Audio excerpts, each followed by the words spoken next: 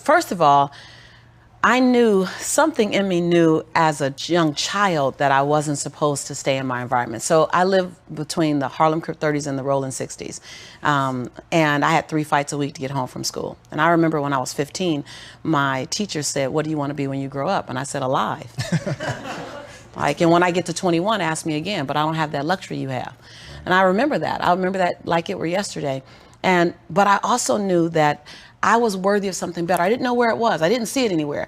And if you remember, all the television shows during that time that had African Americans in them, they were pretty drab. So you had Good Times, nothing was good.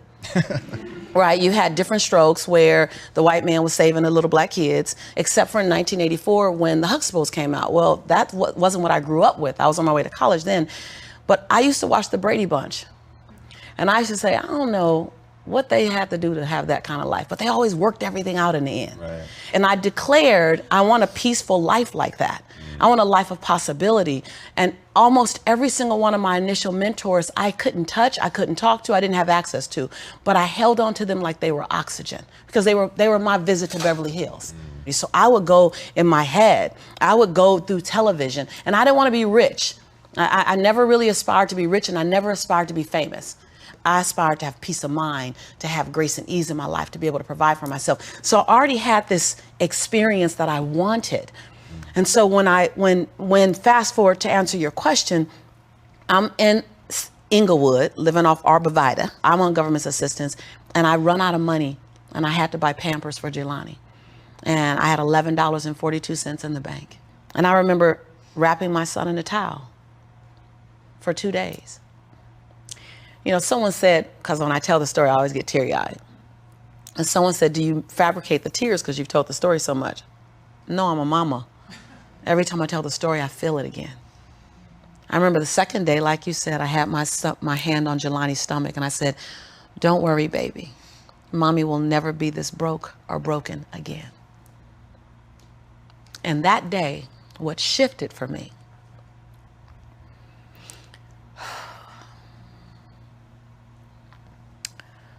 was I was willing, and I don't know if this is going to sound crazy, I was willing to completely die to any form of me that I had been so that I can birth the woman that I was becoming. The reason why a lot of people won't become who they want is because they're too attached to who they've been. And you hear it all the time when people say, "I've always been this way." Okay, well, if that's working for you, keep doing that. I knew it wasn't working for me any longer. I had hit my version of rock bottom. So I was willing to let go of everything and everybody. See, another reason why people won't get there is because the doorway is for you to fit through. You trying to carry everybody else through because you're trying to be Rescue 911. And you got to rescue you first. I am much more valuable to my family and to my community because I was willing to let them go through the door myself, teach myself, learn myself, condition myself, and then come back and get them. I'm much more valuable to them now. But I had to go through a window time of 10 years of judgment. You leaving us, hanging out with white people all the time. You going to these crazy countries. We don't know what I had to be willing to allow my conviction to make me inconvenienced. See, we want to grow, but we want to stay liked by everybody. I was willing to be my own rescue at the risk of your approval. But most of us aren't like that. Facebook is an example. We want to be liked. Well, I woke up and I like myself today, so your like is extra. My job is to like me first. I was willing to say every day, "Lisa, you like you? Lisa, are you proud of you? Lisa, are you playing full out?" Every day before I checked in with anybody else. That's lonely, by the way. Why won't most people do it? Because it's scary and it's lonely. So what did I do? I was willing to find people who had what I didn't have, who were living lives that I wasn't living, who believed things that I didn't know about, and I was willing to become their student. I got up every day and I ate a slice of humble pie. See, when you get to this level, even me 10 years ago, you can get caught up by reading your own fine print. See, whenever I hear people reading my bio, and before I came on and you read my bio, I'm in the back going, yeah, yeah, yeah, yeah, yeah, yeah, yeah, yeah, yeah. Because I don't want to ever think I arrived. I don't ever, that bio is old.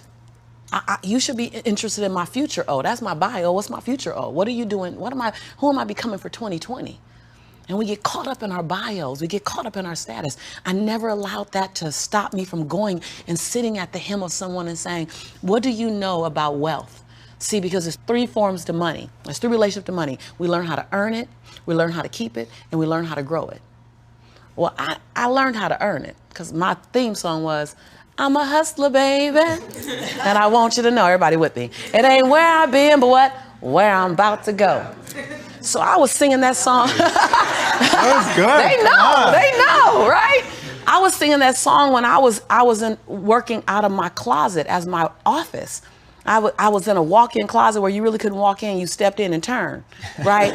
and the clothes rack, you know how you have the hanger rack? I had pant hangers in the closet, and I had manila folders clipping on the pant hangers. Those are my client files. And I would sit there and I put $2.99 mirrors that you get from CVS. I put them all around my closet walls so that I can make my office look bigger. I worked out of that closet office for 4 years, singing that song. It ain't where I've been, but where I'm about to go. I knew that. I knew how to make money. I didn't know how to keep it because ain't nobody had none in my family. So keeping wasn't an issue. Growing was never an issue. So I went to people who knew how to make it, keep it, grow it. I went to people who was about serving others to the highest level. See, I make a lot of money because I serve more people. See, all your success is on the other side of service. People trying to make money, if it begins and ends with money, it's going to be a short-lived victory. But if it's about transforming lives, then the wind keeps going and going and growing and growing. So I went to people that knew what I didn't know.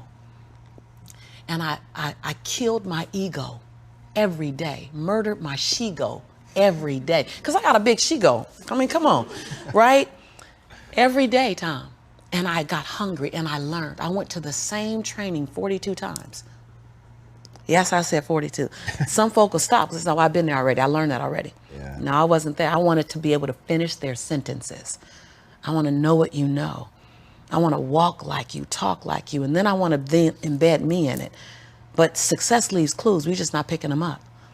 I was the only African-American person at this conference. I was one of 2 women at this conference. Within the last 29 sessions, I led the conference. But I was willing to be the student first. So that's what I did, number 1. And number 2, I looked at every toxic behavior in my life. Everyone. You see me go behind my own black curtain. People don't want to tell on yourself. You're trying to protect. You're trying to do 4 things. You're trying to protect, prove, hide, and defend. If you wake up every day and say, I have nothing to protect, I have nothing to prove, I have nothing to hide, I have nothing to defend. Now, who do I choose to be? Because your energy is consumed with protecting, proving, hiding, and defending. Right. But if you let go of that, then now you're in creation. Every day I told myself that. Every day I got in the mirror and I said 3 sentences. And I gave each sentence 7 different endings. And at times I was crying so hard I couldn't understand myself because the ending, the sentence was so difficult to say. Every day I looked in the mirror and said, Lisa, I'm proud that you. And I found 7 different things to celebrate Lisa for because we are under-celebrated. Because you want someone to celebrate you more than you celebrating yourself. You want to hear thank you from others more than you're thanking yourself. You want to hear other people say, I love you more than you saying I love yourself. You are teaching the world. I said this on Oprah. And when I said this on Oprah, she said, oh my God, I believe the exact same thing. So I knew I had one thing right. The world is looking at you and following your example of how to treat you. How to treat you. They're following your example of how to treat you. So how you treat you, the world's gonna follow your lead. So I had to start treating Lisa better because I was everything for everybody but nothing for myself. And so every day I got in the mirror and I completed 3 sentences. Lisa, I'm proud of you for. Second thing, Lisa, I forgive you for. That one took me down daily because I'd had a son with a man who was now in prison, my biggest nightmare, my greatest nightmare. I had been in a relationship that turned mentally and then physically abusive when my son was 3 years old. I made money but lost it. I was on government assistance. I was on welfare. I was on WIC, Women, Infant, and Children. Like, I had a lot of forgiveness that I had to do. But I was willing to forgive myself every day. And every day I said the same thing for like 6 months until it got easier. And then one day I went, Lisa, I forgive you for it. And that thing didn't come up anymore. I was like, ooh, okay, on to the next. 7 different endings. And the last thing I did every day, last sentence, is, Lisa, I commit to you that. Because we make bigger commitments to other people. If I commit to y'all something, ride or die, you can bet your last dime that I'm going to be there. I'm going to show up. You're going to get 2 dimes. But I would make commitments for me, for myself, and I wouldn't do it, i.e. my weight. That's interesting. So I started every day celebrating Lisa, forgiving Lisa, and making a commitment to Lisa. And then I was willing to invest money in me. I love this story. I was willing to invest money in me. Literally. Literally. Literally. I worked at LA Unified School District, and I knew I couldn't stay there because they needed a degree. I didn't have a degree. They didn't seem happy. I wanted to be happy. So I would have my son at daycare during the day. I'd work 9 hours. I'd pick him up from daycare, take him back to my office. I'd take a 30-minute break from 6 o'clock to 6:30 to go get him.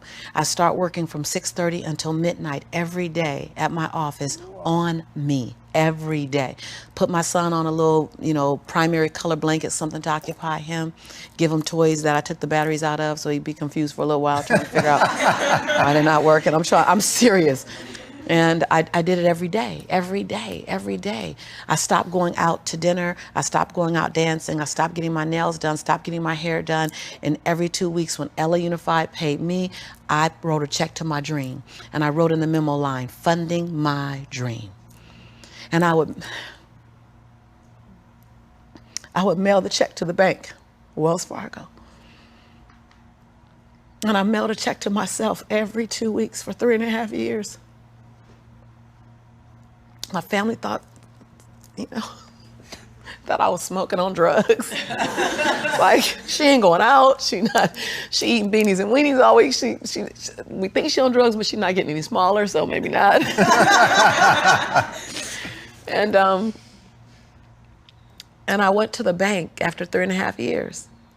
This is the story you're talking about. I walked in the bank. I said, I'm just gonna check and see where that account is, because I wouldn't open the statements, because my mother used to say when I was growing up, girl, this money burn in my pocket. And I'm like, I think money hot, and it goes. Thank you so much, and it goes away fast. So I'm not gonna open the statement because I don't want to know how much money I have, because I didn't have a healthy relationship to money. I didn't even know a relationship with money. So while I'm at these trainings, they just kept saying save. So I'm like, okay, I'm gonna save. I didn't need the money that I was writing checks for, because it was the money I used on my nails and my hair. And then every check I wrote to myself, I made a challenge with myself that it had to be 5% more than the next check. Wow. Than the previous check. So I didn't really know how to calculate the 5%. So I'm like, well, I'll just add $30. I'll just add $60. I really didn't know anything about it. Then I went out and got a second job. And I started working in the evenings, less on my business and more out on jobs, so I can write a bigger check. So I learned how to live on $31,000. That's all I was living on, $31,000. We can make it. We got it. I sold my Altima I had at the time. I bought an old Ford Explorer. I just skinnied down. I moved out of my 3-bedroom house. I moved in with a roommate. She smoked even, and I was like, okay, I'm gonna put towels under the base of the door. Y'all, you gotta be inconvenienced. I put towels on the base of the door so the smoke wouldn't come in the room with me and my son. We slept side by side in the same bed. Went from a 3-bedroom, 3-bathroom house, 2-story, to a roommate, because I was willing to write a check to fund my dream. And I kept writing, funding my dream, funding my dream, funding my dream. And I walked into Wells Fargo 3.5 years later, and I gave her my name. I said, hi, my name is Lisa Nichols. And she's like, you the funding my dream lady. I was like, yeah. So all these tellers came running around. The manager came around, because I guess everybody had processed a check or two. Right. And they were like, we all been wondering, like, everybody wants to know, what's the dream you funded? And I was like, I don't know, but it's gonna cost some money. I think I got a little money now to fund the dream. And so I said, I just came to get my balance and to see where it is, because I haven't opened any of the statements. They were like, what? I said, no, I haven't opened any of the statements because money burns my mama's pocket, so it might burn my pocket. So I don't want to spend it. So she wrote the balance down. You know how they write